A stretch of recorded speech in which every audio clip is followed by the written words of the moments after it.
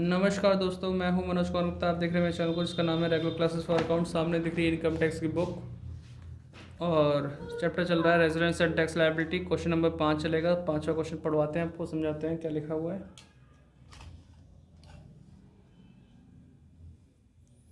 ठीक है, देख पाएंगे आप। इसमें लिखा हुआ है X is a foreign citizen since 2000। He comes to India every year in the month of April. यानी कि वो हर साल आते हैं किस महीने में? अप्रैल के महीने में। और कितने दिन के लिए? 105 दिन के लिए। Find out the residential status of X for the suspend year किस बाय if he is not a person of Indian origin or he was born in Pune 1940 में। तो उसके साथ देखना क्या क्या हो सकता है ये। ठीक है, इंडियन ओरिजिन नहीं है तो क्या होगा, इंडियन ओरिजिन पर्सन है तो क्या होगा। तो अभी हम कराएंगे 5वां क्वेश्चन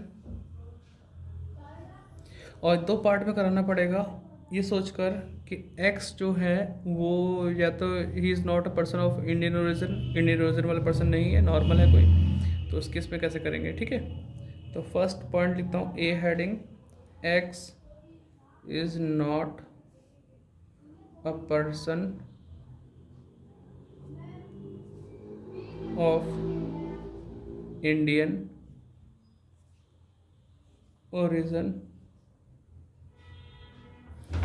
उस केस में कैसे होगा?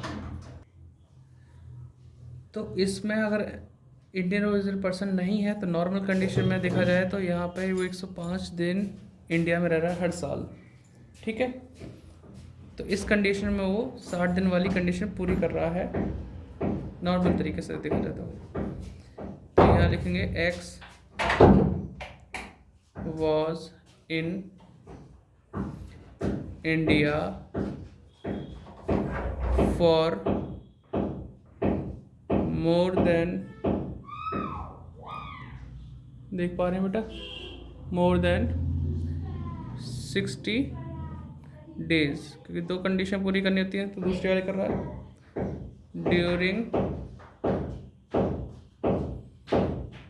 During the previous year.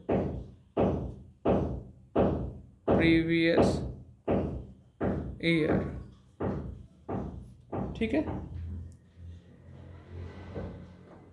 And more than, जो इंडिया में रहा है, more than 365 days during 4 year preceding the previous year, preceding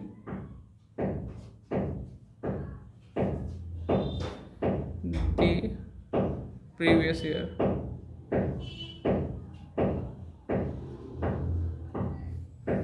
ठीक है, तो इस तरीके से हम कह सकते हैं hence he is resident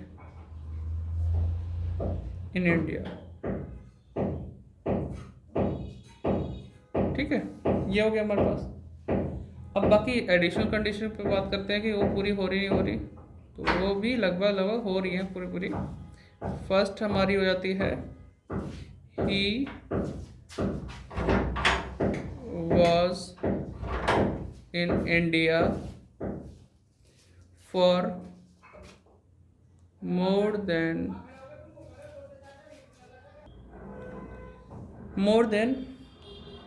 729 days during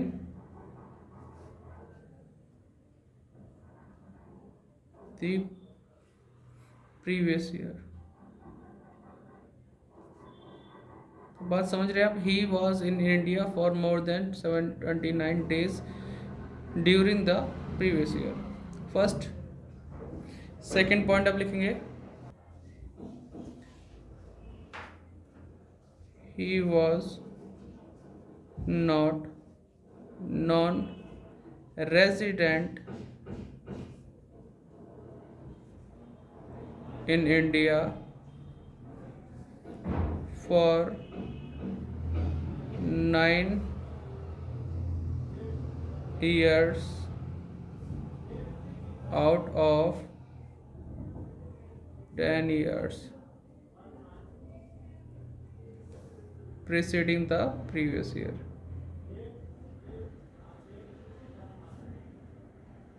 तो इस तरीके से हम बता सकते हैं कि जो एडिशनल कंडीशन उन्होंने पूरी कर ली। ठीक है, तो अब ये क्या कहलाया, हैंस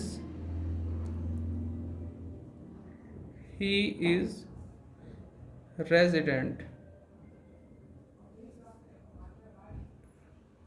एंड ordinarily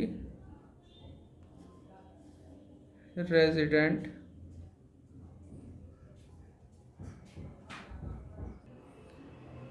तो ये लिखा ordinary resident in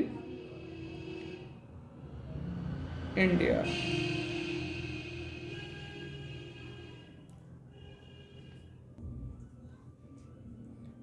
for the assessment year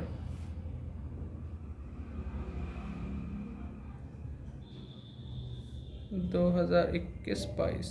तो ये तो हमने फर्स्ट वाला पॉइंट सॉल्व कर लिया जब वो इंडियन ओरिजिन पर्सन नहीं है। अब बी पॉइंट करते हैं। बी पॉइंट पे लिखना पड़ेगा एक्स एन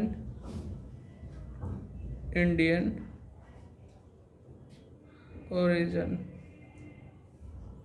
तो इसके लिए लिखना पड़ेगा he come to India for a visit. अगर विजिट के लिए आता है, he was not in, NOT वाला है, not in India for at least, और वो ऐसा आता घूमने के लिए तो 120 डेज रहना चाहिए, लेकिन ये तो कम दिन रहा है क्योंकि यहाँ पे लिखा था 105 दिन ड्यूरिंग द प्रीवियस ईयर। ये क्योंकि इसी साल से बदला है ये नियम।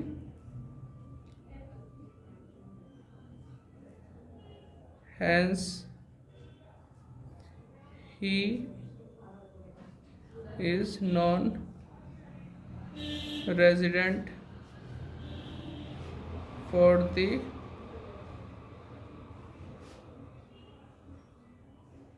Assessment year 2021-22। इतना सा लिख के आप काम चला सकते हैं अपना। ठीक है, तो ये क्वेश्चन था, पता नहीं कैसे लगा होगा आपको, समझ में आया तो ठीक है, अदरवाइज दोबारा एक बार रिपीट करके देख लेना क्योंकि खटपट ऊपर होती है तो मिस्त्री का काम चल रहा है ना, इसलिए तो क्लियर नहीं आया तो देख लेना, है ना। मिलते हैं नेक्स्ट वीडियो में, बाय बाय।